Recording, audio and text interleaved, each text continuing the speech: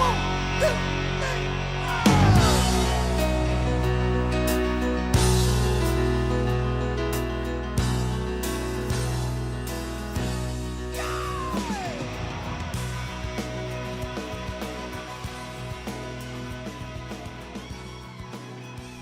Well, good morning. Welcome back to the Broadcast Retirement Network. I'm Jeff Snyder. This is BRNAM for Monday, August 28th, 2023. At our top story today, creating curb appeal, landscaping your home. And joining me now to discuss this and a lot more, the garden guru, Brooks Osman. Brooks, it's great to see you. Thanks so much for joining us on the program this morning. Thanks for having me, Jeffrey. Yeah, and is your thumb still green? Anyway, Yeah, it is green. We're gonna put like a superimposed green on that. Well, Brooks, it's great to see you, and thanks so much for coming on the program. Let's start off our conversation. Let's talk about curb appeal. So we're gonna get into a lot of detail about how you can build a garden, the watering, all that kind of good stuff. But how important to real estate sales is the garden, the landscaping that's done? it's very important. You want to sell your house faster, make it look nice. The less people have to do when they move in, the better, at least initially. Um, but curb appeal is everything. You want it to look bright and green and shiny and pruned and mulched and edged and everything. So yes, it's very critical for selling a house. Yeah, and I mean, it can result in thousands upon thousands of dollars in additional revenue or profit, I guess, when you sell a home. Sure. Yes, there's money that you might put in to purchase some bushes and mulch, but that's say you might spend $1,000 to make your front look great for a sale. That can turn into $5,000 or $10,000. So when it comes to landscaping, I want to take a step back because setting up the right design, it really, have the right landscape. It really has to go with the home. How do you get started? I mean, someone like myself, I'm not inclined. I have mowed the lawn in my past life when I was a younger child actually. But how do I get started to find out the right landscaping and the right approach to the home I have? Sure. Well, first I'm going to pull up to the house and look at the color of the house, and that's going to determine what plants I'm going to already have thought about right then and there. So if you have a white house, I'm not going to have a limelight hydrangea, which I have right here for you. Hang on. All right, I love A that. limelight hydrangea bloom right Look how here. pretty that is. Yep. I wouldn't put that up against a white house. I might consider putting up a pink crepe myrtle. Very I lovely. love this. You're like the Jack Um, Pizza of gardening. yes, yes. Well, what I do think about is first, it's really important when you move into a new home, right? That you don't really touch the landscaping for about a year because you don't know what surprises and beautiful things that you're going to have popping up. So you want to get through all the seasons before you really start messing around in your garden. So by that you mean that there could be pipes or things that would tend to make you have to dig up the ground around? Is that what you're referring to? Well, I think I'm referring to you don't know what great bushes and perennials that you're going to have popping up. So if you start digging around early on and you haven't seen all your seasons, you don't know if you're going to be digging up bulbs or beautiful perennials that come back every year. So you just don't know what you might be digging up or getting rid of. And Brooks, when it comes to buying plants, buying the mulch, we're living in a high inflation environment right now. Uh, how is the pricing of some of these components, the plants, the seeds, the mulch? Has that gone up significantly? I would say mulch has remained the same price wise, and you can get really good deals at your local home stores. I try to get 5 bags of mulch for $10 when I can. I like to buy shredded hardwood mulch. That's my favorite type of mulch. Um, but plants have gone up significantly. I'll give you an example. I worked for a local greenhouse recently this year, and they told me they get their 18-wheeler shipments out in Oregon and Washington State for a lot of their evergreen trees and shrubs. And they used to pay $3,000 for that shipment to come. Now it's about $8,000 or $9,000 for that truck to come from Oregon to Maryland. Wow. I mean, that's Yeah, that's significant. it sure is. Um, Brooks, I mean, you're living in the Mid-Atlantic in Maryland. How do you figure out, depending on the climate, so someone may be in the Northeast, they may be in the Pacific Northwest, they may be in the Midwest. How do you find the right plants, the right shrubbery, the right grass for your location? Sure. Well, I would start by knowing what zone you're in. In Maryland, we have a split zone. So I'm in Baltimore County. You go up 10 miles to the Pennsylvania line and it changes to a different zone. I believe that's zone 6B, and I'm in 7A. So you do need to know your zones for your plants and trees. In fact, magnolia trees, which are obviously really gorgeous, they're mostly known to be in the South, but they go all the way up to southern Pennsylvania, and then that's about it. So you do have to know what plants are going to be able to tolerate what zones. Yes. Yeah, I mean, really important because where you live in the Mid-Atlantic, you get all four seasons typically. There's a cold winter, there's a warm summer, which we're all experiencing, and then there's the spring and fall. Last question for this segment, Brooks, before I go to a commercial break. What about grass? That it really, the type of grass, taking care of your grass, that can have a big impact on the curb appeal. I remember my dad as a young boy leaning over and de-weeding. I mean, he enjoyed it, and he still does that, by the way, at his age. He's a mature American. How important is the grass that you select, whether it's Bermuda or some other type of grass? Well, as a gardener, grass is not my favorite thing in a landscaping, to be honest. But definitely you want to have one solid type of grass. Um, we had zoysia grass growing up. It's real thick and it goes dormant real fast and it just doesn't look good. So that would be the last grass I would pick for curb appeal at a home if you were trying to sell, let's say. So if the grass is really bad, you basically have to till the whole property and reseed and start from scratch. So that's what I suggest there. Yeah, that sounds very costly, but can be necessary, I guess, if you have the wrong grass on your property. Brooks, I want to take a very quick break. When we come back, we're going to talk about watering, what to do with some of those annoying pests on your property. You're going to want to stay tuned right here on BRN AM.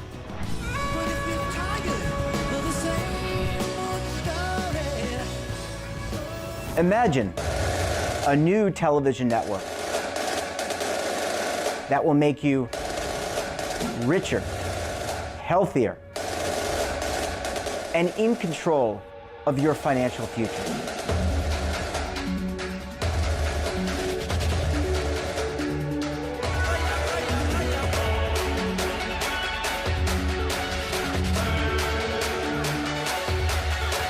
This network is for the policewoman in Nashville, Tennessee, the baker in Dubuque, Iowa, the teacher in Lexington, Kentucky. We want to make the idea of savings and retirement culturally relevant.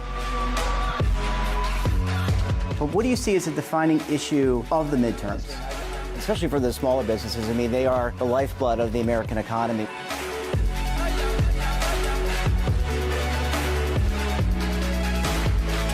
Featuring exclusive interviews, current affairs, and docuseries. 33 years old, you retired early. The philosophy is money only matters if it helps you live a life that you love. But you got to start thinking about retirement as soon as you get in. The Broadcast Retirement Network will drive very high engagement with premium partnerships.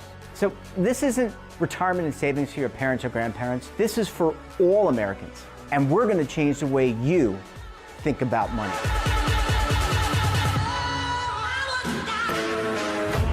Welcome to the next frontier of retirement and savings. This is BRN, the Broadcast Retirement Network. Well, Brooks, thanks so much for staying with us. Really appreciate you hanging around for segment number 2 this morning. Thank you for having me again. Yeah, I mean, it's so much fun. And really, I think people really undervalue the importance of landscaping to curb appeal and making the house warm and inviting, especially if you're trying to attract a seller. I know you wanted to I want to get into watering, especially in this heat swell that we've got, but I know you wanted to make a few more comments about gardening, what people should be thinking about. Sure. When you're thinking about creating your garden and thinking about heights and plants and everything, remember that when you plant a plant, it starts out, it goes to sleep basically. And then the next year it creeps, and then the next year it leaps. So your vision of your garden is going to take 3 years or so to accomplish. The plants will get bigger and fuller and fill in. And that's what I wanted to say about that. Also, another saying is know, slow, and grow. So the first year it won't do anything. Second year it goes real slow, and then the next year after that it grows. So gardening and plants take patience. And let's get to the watering now. It's hot out there, isn't it, Jeff? It is, it is. But that's really good. I think people, we live in a society now where it's immediate gratification on everything from the phone, and people want, they have a vision for what they want their home to look like. You do have to have a little patience because Mother Nature, she works at her own pace, right? Let's talk about water because it is sweltering hot here in Charlotte. I was just in Baltimore visiting my folks where you are in Maryland, very warm there as well. Let's talk about watering. How often should I water? What about the drought conditions that people are facing in the Midwest? Yeah, climate change is a real thing. We're seeing changes in patterns with months. Like for instance, September in Maryland, the Mid-Atlantic is now really hot and dry all month long. And that's a pattern that's been happening for the last 5 years or so. And now Novembers are gorgeous. It's like 65 degrees every day in November. We used to have snow growing up in November. I remember. So watering, so it depends on the plants. So the rule of thumb is a mature tree or bush needs 1 inch of water per week, whether Mother Nature provides that or you provide that. But in a new garden, you're going to want to have these sensitive plants. See, the roots haven't been able to take yet in a new garden. So that takes 2 or 3 months for these roots to really get established into your garden. So it's critical that anytime it's over 88 degrees and sunny with no chance of rain, you've got to water all your plants every day when it's like that, or they'll go into wilt and die. And Brooks, how do you, if you live in an area that is under drought or has drought conditions, I mentioned the Midwest, California, maybe parts on the West Coast, how do you balance that? Because you spend so much money to have these plants. You don't want them to die, but at the same time, you want to be a responsible member of the community. Is there a way to balance that, a rule of thumb that you can think of to help people kind of mitigate that? So if you had to not do it as frequently, you could do it. Well, that starts by creating your garden in the area that you live in. For instance, if you've been hearing maybe on the news, the Phoenix area, they're ripping up all their grass all along the roadsides because they have to water that in order to make it look nice. So they're putting rocks in place and gardens, cactus gardens and things like that have less water. So in my garden at home in Maryland, I have drought resistant plants like Maryland's state flower, the black-eyed Susan. I have a lot of that in my yard. They don't ever need water, basically. So you can find plants that are drought tolerant. And if you have areas that have puddling and water, it's in soggy soil, you can get plants that love to soak that up, like lariat, a grassy ground cover. They love to soak up excess water. So it really just depends. Sorry, it really just depends in the area that you live in and the type of plants that you have in order of how much water you're going to need. I don't know what happens. I guess you have to buy bottled water to water plants or something if you live in some of those areas, huh? Yeah, that could be a pretty expensive proposition, but I think your rule of thumb, which is buy the plants for the climate, don't try to make something that isn't. If you don't want to make a place in Scottsdale, Arizona, you don't want to use plants that would probably appeal in Maryland and vice versa. Brooks, let's talk about some of our six-legged friends. There's a lot of bugs out there, mealybugs, ticks, all sorts of things. People when I was a kid, when we were kids, they used to spray. I remember you'd have Chemlon and some of these other Trulon and others come out and spray. How do you handle some of these bugs, which are just doing their own thing right now? Well, one of the things that I can tell everybody is that bugs are pretty smart. They know a stressed out plant when they sense one. The easiest way to get critters is going to be by ignoring your plant and letting them dry out too long. And then that sends a stressed out signal to the insect world that, hey, come suck the life out of my trunks and leaves. And so spider mites are the worst. They exponentially reproduce. So within 3 weeks, there could be webbing on a plant, and then that whole side of the plant turns brown and it's dead. So you can treat that with like neem oil, which the idea of neem oil, it's safe for plants and pets and people. It's an oil, and it suffocates the eggs and the insects once it's sprayed onto the plant. And you spray up underneath the plant's leaves and everything and let it drip all over the place. Yeah, you brought up a really good point for those that have pets. And back in the 80s and 70s and 80s when I was a kid, we didn't think about, some of the pesticides and things and what the impact would be. Now look at us. Yeah, well, look at me. I lost all my hair. I mean, at least you have hair and your hair is great, but you look good. I on the other hand, I'm a little worn for wear. But really, in all seriousness, though, you really have to take into account the impact to the environment. And there are, to your point, really environmentally friendly solutions to eliminating some of these pests, so-called pests, and protecting the natural wildlife around you. Yeah, I like to consider myself the natural gardener.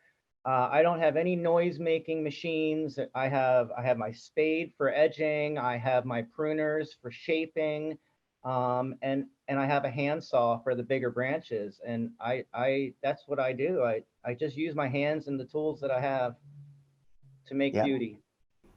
To make beauty, that's right, and to make gerb appeal. Brooks, we're going to have to leave it there. You truly are the garden guru. Great to see you. Thanks so much for joining us. And look, we look forward to having you back on the program again very soon. Hey, thanks for having me, Jeffrey. Thank you. And that wraps up this episode of BRNAM. Have a topic of interest, someone you think we should talk to, drop us a line. And don't forget, for all the latest curated news and lifestyle, wellness, finance, tech, so much more all in one place, check out today's edition of our daily newsletter, The Morning Pulse. Want to search our archives, check out our latest content, then visit our website. We're back again tomorrow for another great edition of BRNAM. Until then, I'm Jeff Snyder. Stay safe. Keep on saving. And don't forget, roll with the changes. Waiting here for you to take and drink of. But if you're tired of the same old Now is your opportunity to co-create content around any topic on the first lifestyle and wellness network. Reach a global audience through our platform and co-own exclusive branded content. All of our programs are available on demand and also as audio-only podcasts, so you can take us on the go. Broadcast Retirement Network, available anytime, anywhere, and on any device.